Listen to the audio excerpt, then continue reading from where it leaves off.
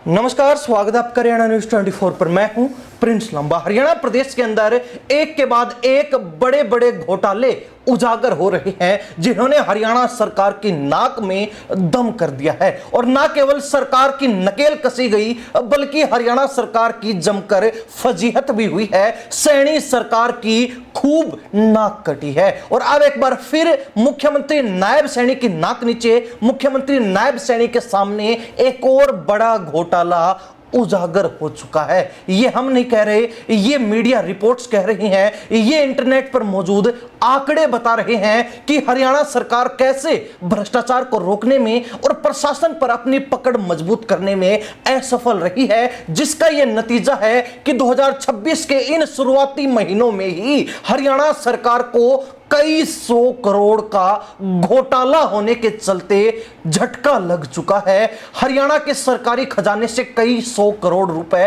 लूटे जा चुके हैं और यह सब हो रहा है मुख्यमंत्री नायब सैनी की नाक के नीचे। अब जो लोग उम्मीद लगाते हैं कि मुख्यमंत्री साहब बड़े अच्छे हैं, हम नहीं कहते कि वो बुरे हैं, मुख्यमंत्री बहुत अच्छे हैं, बड़ा मिलनसार स्वभाव है, हर व्यक्ति से हंसकर मिलते हैं, हंसकर बात करते हैं, आम लोगों से आम व्यक्ति की तरह मिलते हैं। लेकिन प्रशासन के ऊपर कमजोर पकड़ के चलते मुख्यमंत्री नायब सैनी के कारण ही हरियाणा सरकार को झटके पर झटके लग रहे हैं। और ये जो नया झटका लगा वो हरियाणा प्रदेश की फसलों से संबंधित है। हरियाणा के हर जिले में, लगभग हर जिले में घोटाला हुआ है और इस घोटाले से कहीं ना कहीं हरियाणा सरकार को लगभग 100 से 200 करोड़ के बीच में बड़ा झटका लगा है। आपको बता दें कि ना केवल एक जिले में इस मामले की छानबीन की शुरुआत तो करनाल से हुई, लेकिन धीरे धीरे पता चला कि कहीं धान घोटाला है, कहीं बाजरा घोटाला है, तो कहीं सरसों घोटाला है। और इन घोटालों के दम पर सरकार को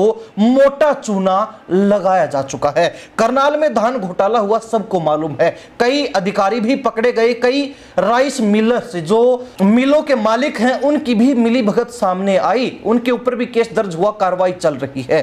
कुरुक्षेत्र में धान घोटाला सामने आया, इसके बाद कैथल में धान घोटाला सामने आया, यमुनानगर में धान घोटाला सामने आया, अंबाला में भी कई जगह पर धान घोटाले हुए, फतेहाबाद में भी पहले धान घोटाला देखने को मिला और उसके बाद बाजरा खरीद में भी काफी गड़बड़ झाले देखने को मिले।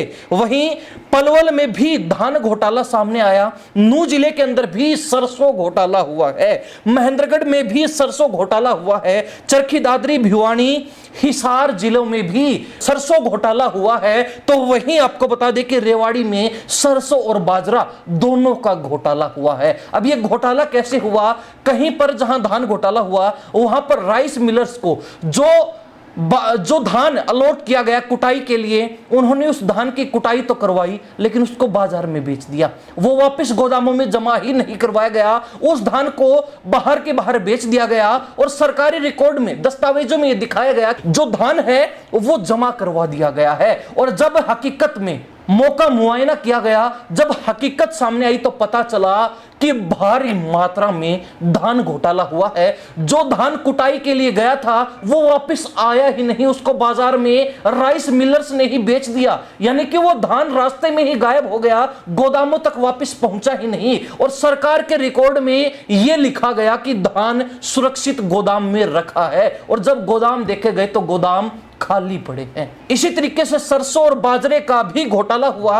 कई जगह पर जो है फसल मंडी में आए बिना पोर्टल पर ही फर्जी एंट्रियां कर दी गई ताकि सीधे खाते में फसलों का भुगतान लिया जा सके, लेकिन हकीकत यह थी कि फसल मंडी में आई ही नहीं, फसल की कोई खरीद हुई ही नहीं, बिना खरीद हुई फर्जी तरीके से पोर्टल पर चढ़ा दिया गया कि फसल खरीद ली गई है ताकि सीधा खातों में पैसा आ सके। और यह सब मुमकिन अधिकारियों की मिली भगत से ही हो सकता है। यह नहीं हो सकता कि अधिकारियों की बिना जानकारी में आए इस तरीके का घोटाला किया जा सके। इसके अलावा आपको बता दें कि पैदावार से ज्यादा फसल दिखाकर राजस्थान या फिर निकटवर्ती राज्यों से फसलों को कम दामों पर खरीदकर हरियाणा में ज्यादा दामों पर बेचा गया, यानी कि ट्रेडिंग की गई है, उसका भी घपलेबाजी का मामला सामने आया है। इसके अलावा आपको बता दें कि कहीं गोदामों में रखा स्टॉक गायब कर दिया गया, रिकॉर्ड में स्टॉक रखा है लेकिन हकीकत में स्टॉक है ही नहीं।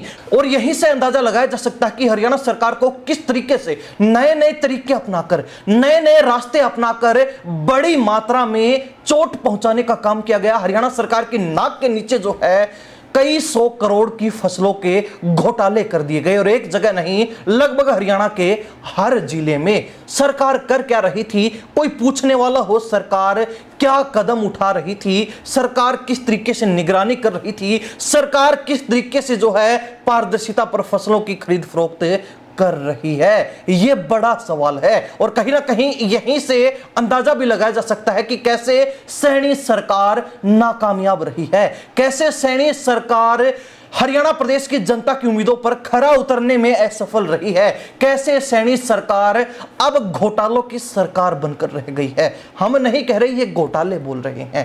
पहले 590 करोड़ रुपए का घोटाला, फिर पंचकुला नगर निगम का 145 करोड़ रुपए का घोटाला, इससे पहले भी कई छोटे मोटे घोटाले सुनने को आए हैं, देखने को मिले हैं और अब हरियाणा के लगभग हर जिले में कहीं बाजरे का, कहीं सरसों का, कहीं धान का घोटाला कहीं ना कहीं सरकार की नाक में दम कर दिया है। और सरकार अब यह सोच ही नहीं पा रही, समझ ही नहीं पा रही कि आखिर किया क्या जाए, क्योंकि हरियाणा प्रदेश में सरकार की जमकर धज्जियां उड़ी हैं, सरकार की जमकर फजीहत हुई है। सैनी सरकार इस मामले से कैसे निपटती है यह तो देखने वाली बात रहेगी, लेकिन यहीं से अंदाजा यह भी लगाया जा सकता है कि हरियाणा सरकार का प्रशासन पर बिल्कुल भी कंट्रोल नहीं है। अगर हरियाणा सरकार का प्रशासन पर, अधिकारियों पर, अफसरों पर, अफसरशाही पर, अफसर लॉबी पर कंट्रोल होता तो इस तरीके के घोटाले ही ना होते। सरकारी महकमों पर सरकार की पकड़ होती, मंत्रियों की पकड़ होती तो इस तरीके के घोटाले ही नहीं होते। अफसरों और कर्मचारियों के मन में डर होता कि कहीं गलत किया तो कार्रवाई ना हो जाए। और जब अफसरों को, कर्मचारियों को यह पता था